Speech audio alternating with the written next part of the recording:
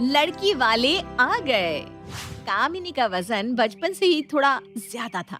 सब उसे cute cute कहकर बुलाते थे।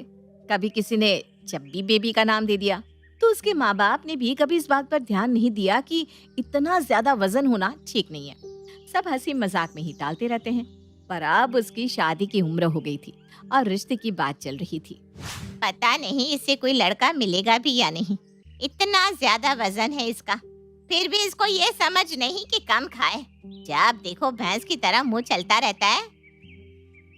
कामिनी अपने लिए बचपन से ही ऐसी बातें सुनती आ रही थी और अब उससे बर्दाश्त नहीं होता था। मुझ में नहीं है समझ। आप में तो थी ना। जब मेरा वजन इतना बढ़ता चला गया तब ध्यान क्यों नहीं दिया? इसमें मेरी क्या गलती है? बस जब देखो बहस करवा लो। ये नहीं कि जाकर कुछ एक्सरसाइज कर ले, थोड़ा सा तो फर्क पड़ेगा। पर कामिनी कुछ नहीं सुनती। वो अपने नमकीन की प्लेट उठाती है और कमरा बंद करके टीवी देखने लगती है। उनके घर का माहौल अक्सर कामिनी की शादी की बात पर आकर अटक जाता था और वो बात बढ़ते बढ़ते उसके मोटापे पर आकर ही रुकती थी। अरे ये सब रोज रोज का नाटक बंद करो। कल शाम को एक परिवार आ रहा है इसे देखने। बोल देना इसे थोड़ा कम ही खा ले। जैसे एक दिन से कुछ फर्क पड़ जाएगा। अरे भाई तुम माँ बेटी ना, मुझे माफ करो। कल जब वो लोग आए तो थोड़ा ढंग से पेश आना। कामिनी भी बेमन से लड़के से मिलने के लिए तैयार हो जाती है। अगले दिन उनके यहाँ एक परिवार आता है। आओ आओ बेटा, आप सभी बैठिए। लड़का और उसके माँ बाप भी मोटे होते हैं। थोड़ी देर में सुमन कामिनी को लेकर आती है। उसे देखते ही लड़के वालों का मुंह बन जाता है। बहन जी, हमारे यहाँ तो कार देने का रिवाज है। जितने भी लड़कों की शादियाँ हुई है सबकी यहाँ से कार आई है। जी कार? अच्छा, ऐसा रिवाज हमारे यहाँ तो नहीं है। आपके यहाँ नहीं होगा, हमारे यहाँ तो है। अब आपकी इतनी मोटी लड़की के लिए रिश्ता लाए हैं, थोड़ा लिहाज तो आपको भी करना पड़ेगा। ये सुनकर कामिनी का खून जल जाता है, पर वो चुप रहती है। उसकी माँ इशारे से उसे नाश्ता परोसने के लिए कहती है। वो सबके हाथ में नाश्ते की प्लेट देती है और खुद भी ले लेती है और खाना चालू कर देती है। सुमन उससे न खाने का इशारा भी करती है, पर वो नहीं मानती। इतनी ही देर में तेज तेज कचर कचर की आवाज आने लगती है।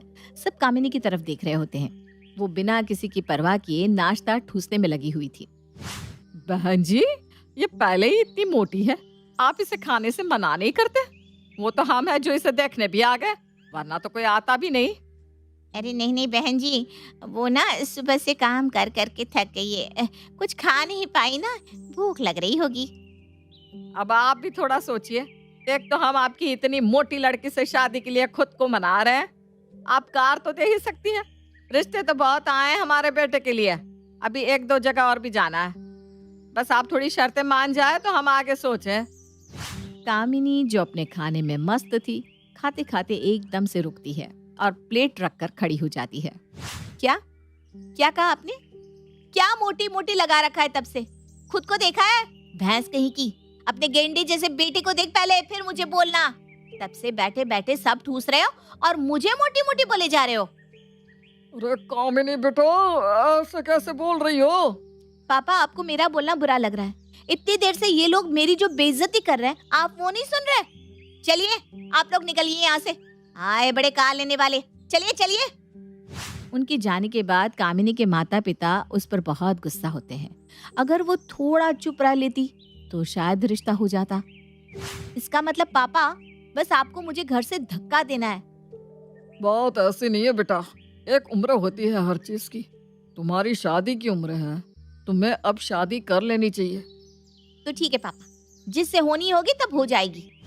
जल्द ही कमलेश कामिनी के लिए एक ठीक ठाक सा लड़का देखता है और उसकी शादी कर देता है। कामिनी भी अब समझौता कर ही लेती है। उसे पता होता है कि उसका मोटापा उसकी एक रुकावट तो है। उसकी ससुराल में पहला दिन। अरे बहू, इतना सारा नाश्ता किसके लिए बना लिया? अपन सब तो 5 ही लोग हैं। मम्मी जी, मुझे ना हैवी खाना अच्छा लगता है। जब तक 5-6 पराठे और उन पर मक्खन लगाकर ना खाऊं ना चाय के साथ, मेरा पेट ही नहीं भरता। उसकी सास रजनी को बात अजीब तो लगती है, पर नई नई शादी वो कुछ नहीं कहती। जरा सी देर बीतती है, फिर वो वापस रसोई में घुस जाती है। अरे बहू, अभी तो 10 ही बजे हैं, अभी तो नाश्ता किया है, तुम वापस रसोई में क्या कर रही हो? माँ जी वो ना भूख लगने लग गई, सोचा फटाफट पाव भाजी बना लेती हूँ। है पाव भाजी सुबह सुबह, वो भी गर्मी के मौसम में? अरे भाभी इतना मत खाया करो, पहले ही इतनी मोटी हो। कामिनी को अपनी ननद की बात बहुत बुरी लगी। वो रसोई में चली गई, पर रात को उसने अपने पति सूरज को सब बताया। हाँ तो सही तो बोला उसने, तुम मोटी तो हो ही ना। देखो सूरज, तुम ना मुझे ऐसे मत बोलो, ये सब पहले देखना चाहिए था। अच्छा ठीक है, सुनो कल शाम को एक पार्टी में चलना है सबको। ऐसी साड़ी पहनना जिसमें तुम मोटी ना लगो। कामिनी को अपने लिए बार बार मोटी मोटी सुनकर बहुत बुरा लग रहा था। उसे अभी ससुराल में एक हफ्ता भी नहीं हुआ था। वो बहुत चुप रहती थी। अगले दिन सब पार्टी में जाने के लिए तैयार होते हैं। अरे भाभी कितने मोटे लग रहे हो आप, कोई और साड़ी नहीं है जिसमें आप थोड़ी तो पतली सी लगो? हाँ कामिनी, बहुत ज्यादा मोटी लग रही हो। जब सूरज ने सास और ननद के सामने उसे मोटी कहकर नीचा दिखाया तो कामिनी से बर्दाश्त नहीं हुआ। वो अंदर से टूटती जा रही थी, पर कुछ कह नहीं पा रही थी। उसे पता था कि मायके में भी उसे कोई सपोर्ट नहीं मिलने वाला। एक दिन पड़ोसन के यहाँ से भजन कीर्तन का बुलावा आता है। माँ हम तीनों जाएंगे ना? हाँ, तीनों को ही तो बुलाया है।